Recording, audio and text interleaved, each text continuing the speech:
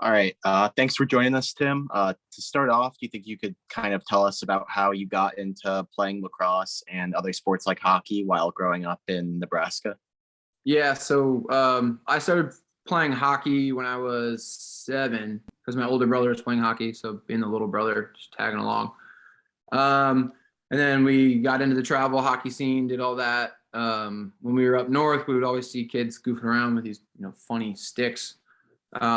What's that? My dad's actually from the East Coast, so he knew it was lacrosse. And then, seeing that on TV, back then, in the Midwest, the only time you'd see lacrosse is when it was on ESPN for Memorial Day weekend for the championships.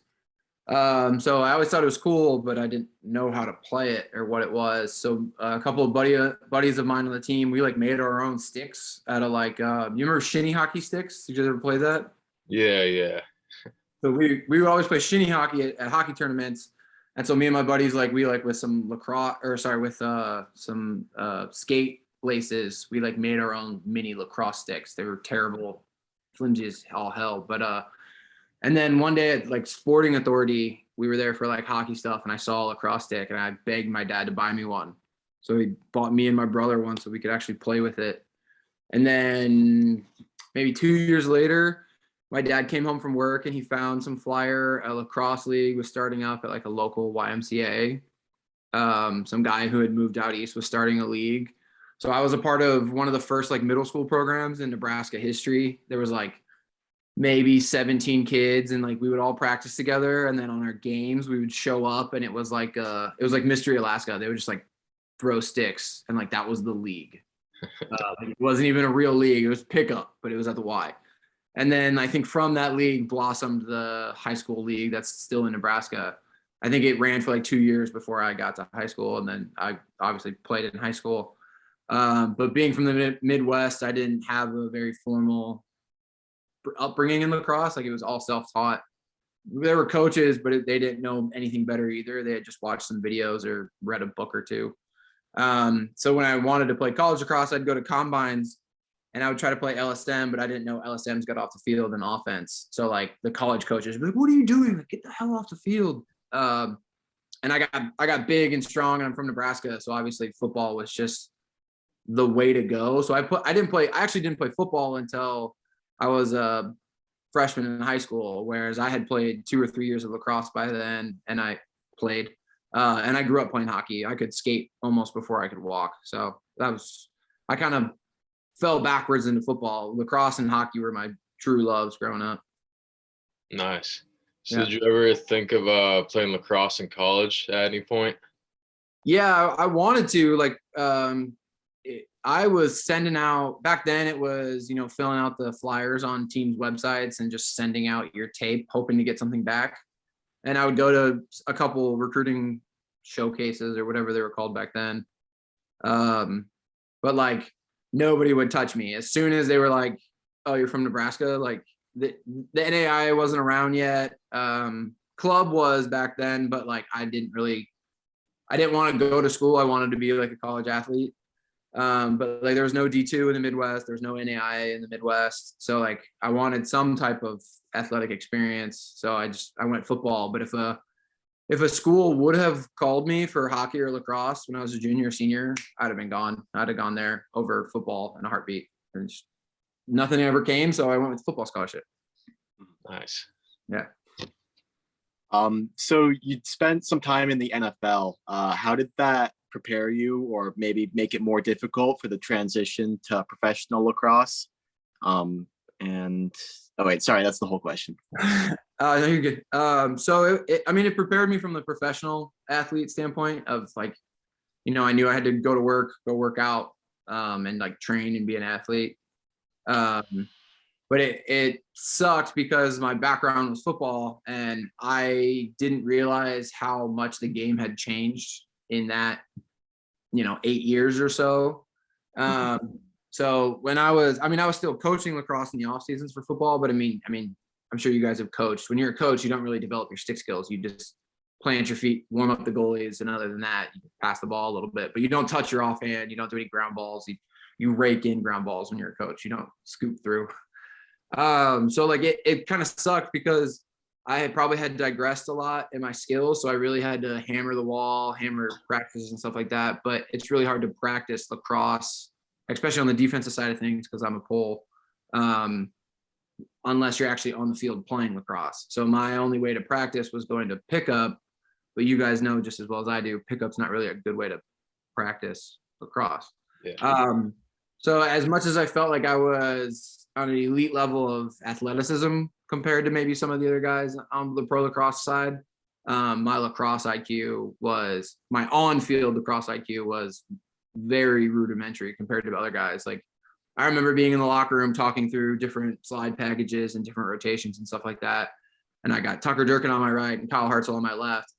And they're speaking Chinese to me. And I'm thinking of like basic string slide packages in a 3-3 zone. And they're talking about all kinds of different things. I'm just like, all right, cool. I need to hit the film or something. So, I mean, it prepared me on a physical standpoint, but on a mental standpoint, I think it actually came back to haunt me a little bit. Yeah, that's tough. But so how'd you first get involved with Vanderbilt? So when I was still playing on the Titans, I was technically breaking contracts by playing in like a local league here in Nashville. And it was like a small box, like beer league. And I would sneak down there on Wednesday nights when we got out of practice. If I would have got hurt, they would have killed me. But one of the guys in the league was the Vanderbilt coach at the time. And we just became friends over a year. And he invited me out to practice to goof around. And then I just kind of stayed. He was running the team by himself at the time. He didn't have a defensive coach. So I helped when I could. I didn't go to any of the games. That was 2 years before COVID. And then the year that COVID hit, I was out of football and I was making the transition to lacrosse. So I was going to be his like defense coordinator. And we got in maybe, I think, one game before COVID hit and canceled everything. I think we got 2 games. We played Georgia Tech and Georgia, lost them both. But that was kind of how I got involved, was just through Nate. He had been running the program for 5 or 6 years. And then during COVID, him and his wife moved to Baltimore. And he just put my name in the ring. And the guys who were the senior leadership voted me on, or whatever process they went with. And I guess I'm stuck here now. Can't go anywhere else. So how did some of your experiences with like really great coaches in either the NFL, PLL, has that kind of formed your coaching style a little bit too, or are you kind of like doing your own thing and how you see it best? I mean, I would definitely say I've pieced it together through a lot of different coaches I've had. I mean, from football through lacrosse, I had, those like very stoic, like silent types. That was Coach Merrill out in San Diego. Like, you never really know what that guy's thinking. He just has a stern face the whole time until he yells at you. And then I had coaches who would, they would just MF you up and down the football field, those old school hard-nosed football coaches. So I try not to be that guy. But I've also seen coaches both in the lacrosse world and the football world that are like, pushovers. I'm sure you guys have seen that too, where the players kind of run the team and the coach is just there. So I try to find that middle ground of, especially since it is club. I don't want to say that like it's insulting by any means, shape, or form. But I mean, at the end of the day, you guys have academic responsibilities and you guys are college student athletes. So I understand there's a middle ground, but at the same time, like as soon as, the hammer needs to drop, the hammer's dropped kind of thing. So I try not to be a disciplinarian or authoritarian. Yeah, those are the right words. Until I absolutely have to. Other than that, like my coaching philosophy is like, let's just go have fun, because that's, at the end of the day, that's what lacrosse is. It's not as cutthroat as football is. It's, it's the medicine game. It's meant to be fun. It's meant to be out there having a good time. So I try to lean more to that until I absolutely don't have to. Yeah, me and Andrew are both big Patriots fans, and I don't think the Belichick style would work at the MCLA level, though. And, no, not. And follow-up question, do you ever have your guys at Vanderbilt do the Oklahoma drill, kind of show them what you used to do? So we've talked about it. I don't know if anyone has the inside hands skills of it, but we've done a lacrosse version of it where like you kind of run a cone and then it's one-on-one from there. I don't know if you guys have ever done that. I don't know if anybody else calls that, but like we've done a lacrosse version of the Oklahoma drill, just because you got to be tough to play lacrosse, right? You hit the metal stick. Yeah, we've done one with like a tennis ball. It's almost like a pass rushing drill where you got to pass block and pass rush almost with no stick, and maybe not the cross skills, but it definitely fires the boys up if we're coming out not ready. We used to do a drill for my high school team where we would do one-on-ones around the horn, like 4 corners, and we would go 3 across the top and then 2 down low. And whoever won versus offense or defense, like best of 5 series, the losing team had to run the goal line while the opposing team stood at like 10 yards, just chucking tennis balls at them. Like you had to run the goal line. It's fantastic. That made me think of that. That's a great drill. So anybody watching this, feel free to steal that. Yeah, with tennis balls, probably not lacrosse balls. I feel like that's an important part. Tennis balls. Lacrosse balls will break something. So, what are some of your goals and visions for the team at Vanderbilt? I mean, I really want to take this team to kind of where it hasn't been before. Vandy has a history of, I don't want to say being like one of the weaker teams in the SCLC, but one of the, middle to bottom of the teams. I know when Nate was here, they never really qualified for anything, never made playoffs. And we have a lot of talent here, and we have a lot of kids who come from hotbeds, as well as some local talent. And so I really want to kind of bring this team more to the club scene, like national map, to where, I mean, if you say Oregon in the lacrosse world, everybody knows Oregon has a good team. If you say, like Texas or Chowman or something like that, like everybody knows who's who. But I don't know if we'll get there in a couple of years. But I mean, I'd like to get it to the point to where like we're respected, to where a team from the other side of the country feels comfortable inviting us out, or a D2 team or an NAI team feels comfortable playing us. Because I know at the club level, it's such, I mean, you guys know this, it's such a wide range of teams that are respected, like an Oregon or a Georgia Tech. And then you got teams all the way down to, it's basically just a fraternity that shows up with lacrosse sticks. Not that we're that level, but I want to trend towards the, people know who we are outside of the city of Nashville. Nice. Yeah. And I think part of something that's growing, that at least more high school, let me restart that. So more high school kids seem to be aware of club lacrosse nowadays too. What would you say to a high school athlete who might be either making a decision between lacrosse and other sports like you kind of did, and also maybe a lacrosse player who's looking at maybe some NCAA schools or Vanderbilt? So I've had that conversation with some of my high school kids. I mean, I do recruiting for the high school team in the sense of like, we've been talking to football players, basketball players, the standard lacrosse coach recruiting pitch. I try to tell, especially the football and the basketball players, I try to tell them like the old ways of, run track in the off season is gone. Like if you watch a lacrosse game, if you watch a midfielder play, like that's a running back, that's a linebacker, that's a shooting guard. Like it's the same movements, you just have a stick in your hands. And you still get to hit people. Whereas like track, you go out, you run your whatever event and you're done. It's boring. I did like 2 weeks of track in high school and I quit, couldn't do it. So I use that pitch a lot. And I think whether you're going to take lacrosse to the college level or whether you're just going to play it casually in high school, it's a fun sport and it translates to so many other sports.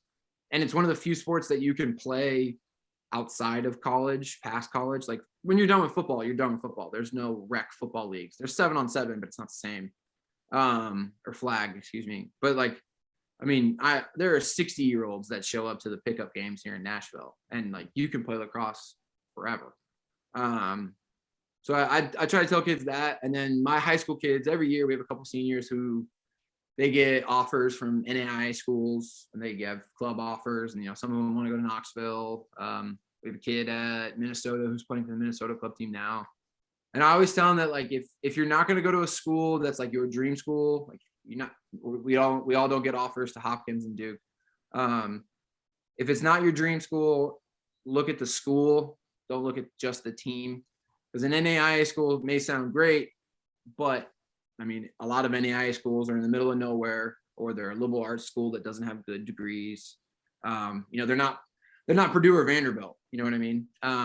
So I had a kid last year. The kid was at Minnesota, Zach. He was getting looked at by a couple of NAIA schools, and I told him, like, look, if you get an offer, that's great, but do they have your major, and can you get a college experience there? And he took his visits, and he came back, and he was like, yeah, no, I don't want to go to school in a town of 800 people with a liberal arts degree. So now he's at Minnesota doing engineering, which, I mean, I'm sure you guys went through the same process. Like Purdue, quality school, quality degree, fun school in the middle of nowhere. I could get an art degree. Like, yeah, which one should you pick? So I have that conversation every year with kids of, if you're not going to go to your dream school, base it off of college experience and your degree. Because at the end of the day, those are the two that are going to matter. You can play lacrosse, club, NAIA, D2, D3. It's all the same. Lacrosse is lacrosse. Yeah, exactly. Mm-hmm. This is probably the most important question. What's your score prediction for tomorrow? Oof. So I do have a bet with Cam. I know Cam through the box world. We have a bet for a beer. I don't want to do predictions, but for the sake of it, are we doing just our game or are we doing all of the games? Just our game. It's our game. Did you guys have a season last year? No. No. You were like us. You guys didn't. Okay, so you guys are dusting off the rust. You just played 2 games. I'm gonna go 14-13 Vandy in an overtime barn burner. Ooh. Okay. All right. Overtime barn burner. Yeah, my model has something different, but that's a good prediction. What's yours? Oh, Okay. here, you want to hear it? Sure. Fire away. I've got Purdue by at least 8 goals. So, well, I guess Sir, we'll, I'm a defensive coach. I would never allow it. 8 goals? Come on. I mean, Cam up on the offensive side. Yeah, but it's box offense. Oh, well, A lot of pick and rolls. maybe. I don't know. Yeah, I saw. No. I saw like, No. a lot of pick and rolls. Cut that. We'll edit that out. No, I mean, I think it'll be a fun game. I think it'll be a good game. I've never actually seen you guys play. I mean, Cam talks you guys up a lot, so, and I know Cam, he knows this stuff, so should be a good game either way. Yeah. I'm jealous. I'm stuck not at school anymore, so I won't be able to make the trip. But yeah, definitely wishing Andrew and everybody else good luck. So Thanks. yeah. I'll make it to Nashville sometime, but You got to make it to Nashville. Yeah. Worth the trip. Definitely. So anything else that maybe we didn't touch on that you want to kind of shout out or anything? Not really. I mean, I'm a part of a new semi-pro box lacrosse league. I don't know if you guys know box at all, but if anybody wants to check that out, it's the North American Box Lacrosse League. This summer will be our first year. I know that's separate from your guys' market, but yeah, we got a lot of teams that have college guys on them. So anybody who's looking for like something to do in the summer outside of club ball, that's a good way to keep playing, I guess. But no, other than that, I'm just looking forward to this weekend. It should be good slate of games, home games. Don't gotta travel, don't gotta drive, so I'm for it. Are you guys excited to come to Nashville? Well, Andrew, are you excited to come to Nashville? Yeah, everyone definitely is excited to come. People have been looking forward to it for a while. Are you guys staying for the weekend?